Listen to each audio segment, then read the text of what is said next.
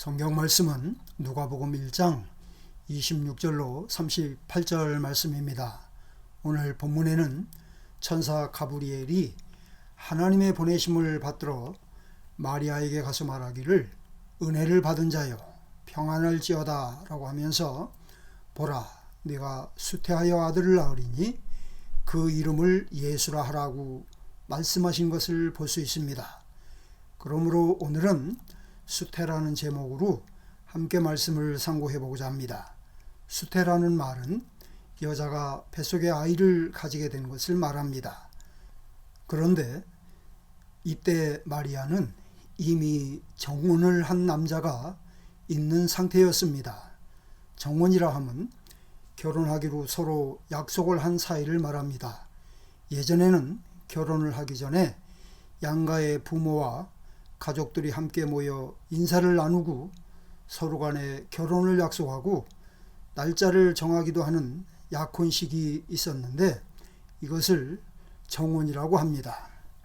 마리아는 정혼을 했어도 결혼식을 하기 전까지는 두 남녀가 잠자리를 같이 할 수 없는 시대를 살고 있었기 때문에 남자를 가까이 한 적이 없는 처녀입니다.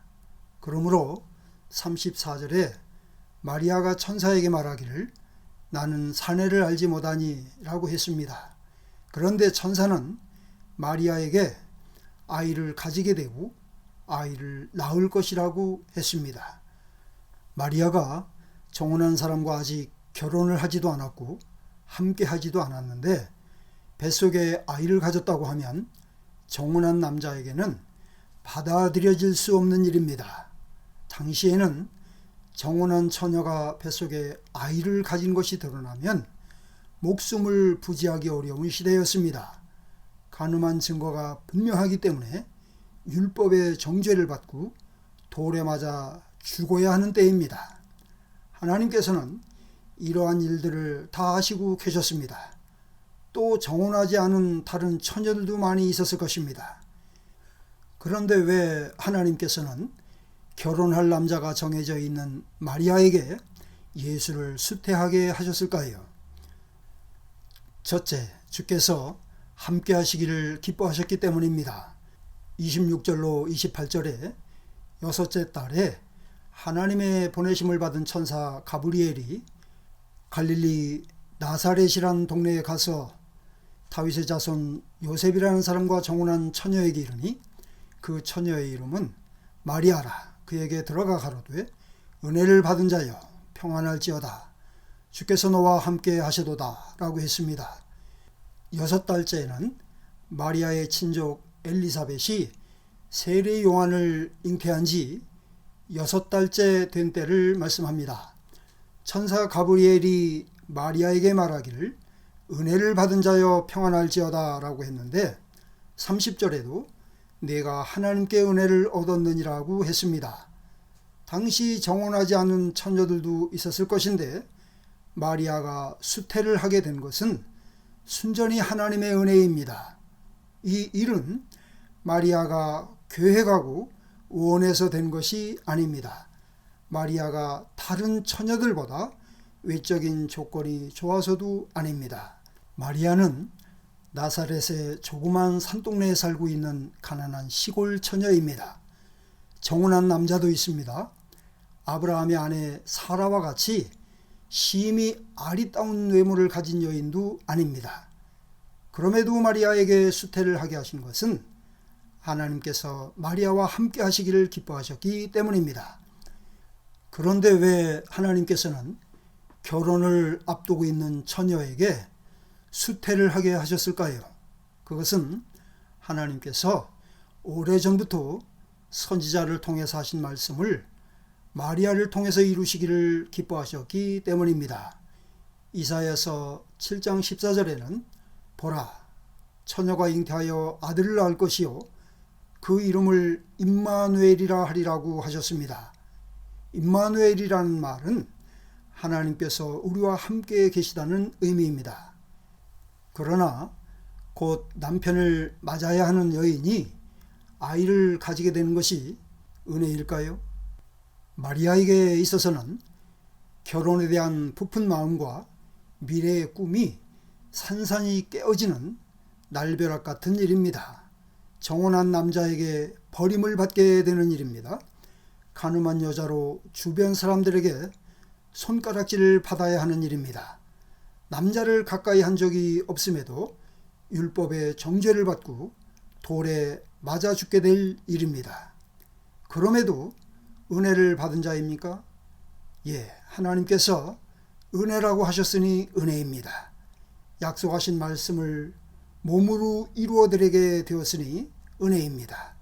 성령으로 잉태하는 놀라운 일이 임하게 되었으니 은혜입니다.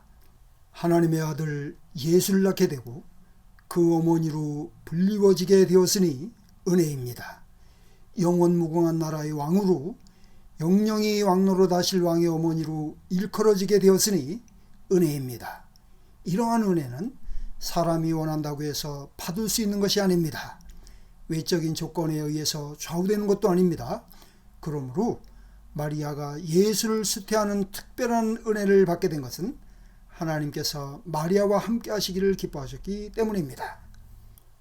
둘째, 말씀을 믿은 사람이기 때문입니다. 31절에 보라, 네가 수태하여 아들을 낳으리니 그 이름을 예수라 하라. 저가 큰 자가 되고 지극히 높으신 이의 아들이라 일컬을 것이요 주 하나님께서 그 조상 다윗의 위를 저에게 주시리니 영원히 야곱 집에 왕노릇 하실 것이며 그 나라가 무궁하리라고 말씀하셨습니다. 이와 같은 말씀은 이미 정혼한 사람이 있던 마리아의 입장에서는 쉽게 받아들이기 어려운 말씀이었습니다. 또 전혀 이해할 수 없는 말씀이기도 했습니다. 그럼에도 마리아는 말씀대로 내게 이루어지이다 라고 하면서 하나님의 말씀대로 될 것을 믿었습니다. 정혼한 처녀가 아이를 잉태하고 낳는다는 것은 사람 앞에서는 도저히 받아들여질 수 없는 일입니다. 왜냐하면 이 말씀은 마리아 외에는 아무도 받은 사람이 없었고 믿을 사람도 없었기 때문입니다. 마리아를 사랑하는 요셉을 비롯해서 양가의 가족들이나 그 이웃들도 이해하고 용납할 수 있는 일이 아닙니다. 이와 같은 일은 율법의 정죄를 피할 수 없는 일이기도 합니다. 또 이것은 어떤 해명으로도 사람을 설득시킬 수 있는 문제가 아닙니다. 왜냐하면 천사가 전해주는 말씀을 받은 마리아 외에는 그 누구도 이 말씀을 듣거나 아는 사람이 없기 때문입니다. 그러므로 얼마 지난 후에 마리아가 잉태한 것을 알게 된 요셉은 깊은 고민을 하게 되었고 관계를 가만히 끊고자 결심했던 것입니다. 요셉뿐만 아니라 그 어떤 사람도 결혼을 약속한 여자가 자기와 동침한 적도 없는데 뱃속의 아이를 가졌다고 하면 그것을 이해하고 받아들이기는 쉽지 않을 것입니다. 성적 문란이 가득한 요즘 세상에서조차도 이런 일을 용납하고 선뜻 받아들일 남자는 흔치 않을 것입니다. 그럼에도 마리아는 말씀을 감사함으로 받고 믿었습니다. 그러면 왜 하나님께서는 정혼한 마리아에게 이러한 말씀을 주셨을까요? 마리아의 믿음을 보셨기 때문입니다.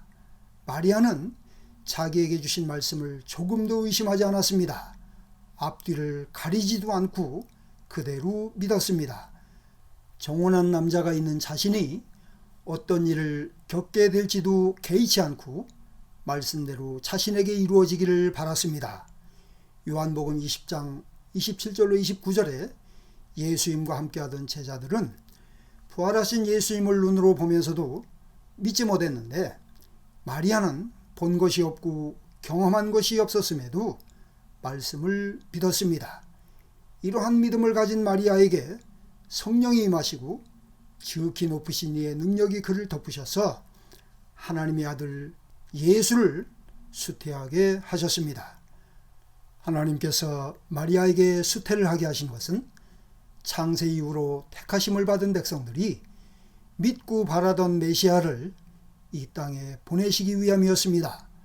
로마 제국 아래서 시달리던 당시의 유대 백성들이 그토록 소망하던 유대인의 왕 구세주를 이 땅에 나시게 하시기 위함이었습니다.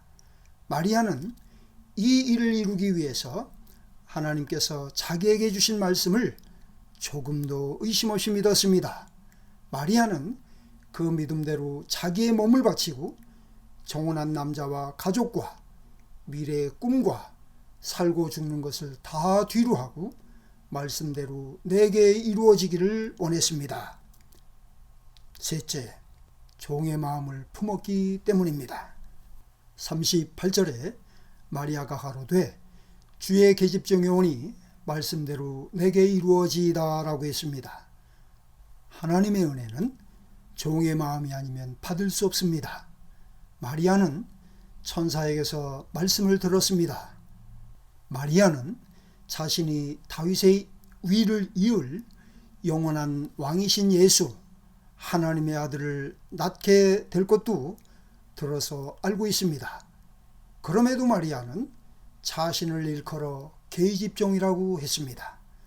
마리아가 살던 시대에는 종이라고 하면 가축이나 다를 바가 없이 취급되던 때였습니다. 종은 주인의 소유로서 재산의 일부입니다. 종은 주인을 위해서 살아야 합니다.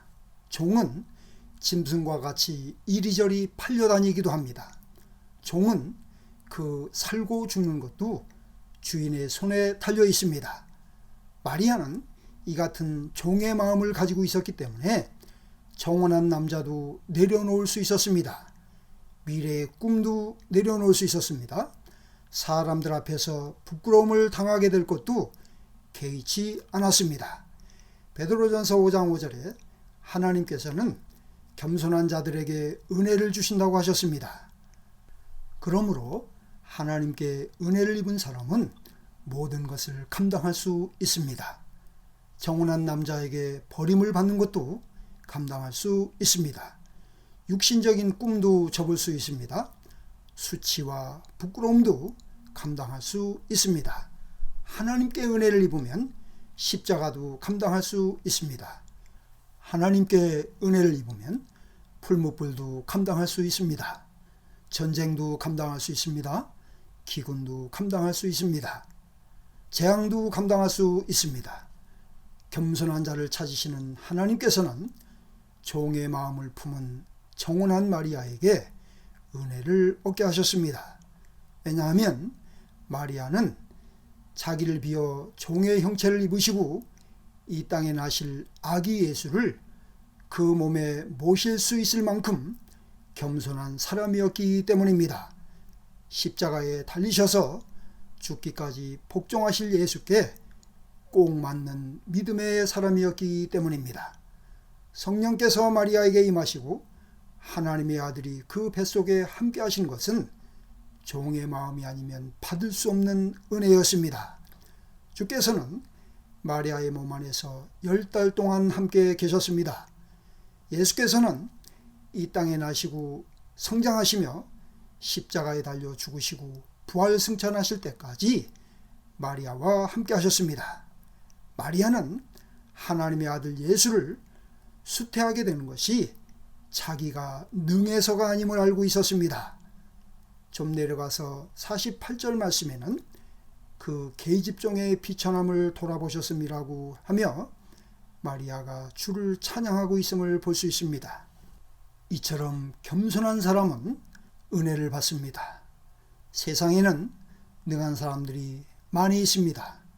잘난 사람도 많고 실력 있는 사람도 많습니다. 그러나 하나님께서 함께 하실 만큼 겸손한 사람은 흔치 않습니다. 그러므로 하나님은 겸손한 사람을 찾으십니다. 하나님은 겸손한 사람을 기뻐하십니다. 겸손한 사람과 함께 하십니다. 겸손한 사람을 통해서 역사를 하십니다. 그러므로 하나님께서는 종의 마음을 품은 마리아에게 예수를 수태하게 하셨습니다. 겸손한 사람은 받은 말씀을 믿습니다. 겸손한 사람은 존귀 여김을 받습니다. 겸손한 사람은 다른 사람을 기쁘게 합니다. 겸손한 마리아는 아기 예수를 수태함으로 엘리사벳을 기쁘게 했습니다. 엘리사벳의 뱃속에 있는 아이까지도 기쁨으로 뛰놀게 했습니다. 예수를 믿음으로 구원을 받은 사랑하는 성도 여러분, 죄와 사망에서 나를 구원해 주신 하나님의 은혜를 감사하며 살아갈 수 있기를 원합니다. 무슨 일을 만나도 말씀에 의지하며 믿음에 견고히 설 수 있기를 원합니다. 모든 일을 주께 맡기고 종의 마음으로 말씀을 잘 감당하는 우리 모두가 될 수 있기를 원합니다. 기도합시다. 하나님 아버지, 은혜를 감사합니다. 나를 구원하신 예수님을 늘 가까이 하게 해 주옵소서.